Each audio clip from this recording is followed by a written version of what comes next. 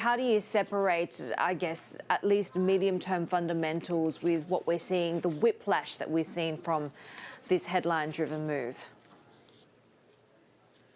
Yeah, no, it's difficult to separate them at the moment. Certainly with those wild moves. I mean, from a fundamental point of view, there still are obviously risks to supply, and we're continuing to hear of a slowdown in Russian oil and gas exports. But when OPEC says there's no shortage of oil, they're technically correct at the moment. But we are expecting to see those restrictions, those disruptions increase. Certainly, a lot of the data suggests that we're only just at the start of that sort of that line, which will obviously really start to throttle the exports out of Russia. So you do have to marry obviously the global picture, and as you sort of highlighted, there's a lot going on at the moment, but certainly markets, I do feel like, are pricing in little disruption to oil and gas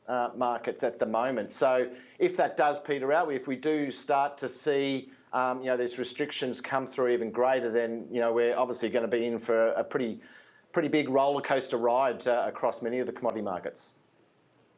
Where are you starting to see equilibrium? We just talked about crude, obviously, and that is sort of, you can see that focus switching and the prices trying to keep up with the news flow. But are there certain asset classes where you are starting to see maybe fair value, if we can call it that? Yeah, look, I think some of the, you need to look at some of the markets that, haven't had, I suppose, the supply risk premium built into their price, and you could look at some of the smaller metals outside of obviously nickel and aluminium, which Russia has a large share in sort of global output, and look, those prices certainly haven't moved as much, and we're starting to see them obviously just stabilise as well. So I think that points to I suppose the prices that we saw prior to the invasion being a fairly happy equilibrium as well. So, if you're looking for a point, I suppose, across many of those markets, that sort of mid-February pricing level, I think, was pretty indicative of where markets were at that point in time. So that could be something to look out for in terms of, retracement levels of a lot of these commodities. Dan, what are you expecting to see when we have nickel trading resuming at the London Metals Exchange? Look, I thought, prior to the announcement that there would be limits on the moves, I expected to see as big a fall as we saw a rise last week.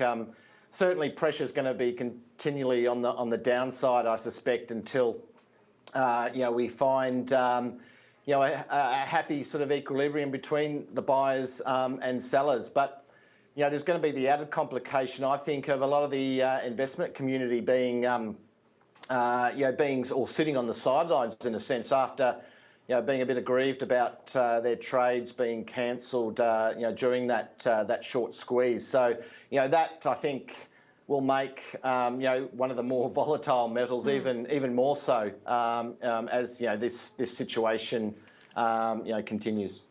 And as the COVID lockdowns in China continue, which are the commodities that we are going to see the most impacted?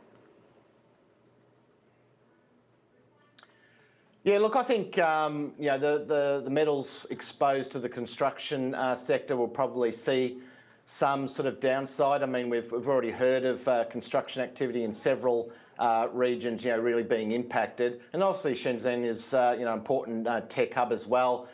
So that could potentially see some of the higher value sort of markets, and you could probably bring in copper and nickel into that as well. But I mean, broadly speaking, it is a concern for the market, and that is why we're seeing prices really weighed down, particularly as those supply side issues or fears of supply shocks have eased in recent times. But I would certainly expect to see further downside over the next few days or weeks really on the metal side, considering their exposure to China.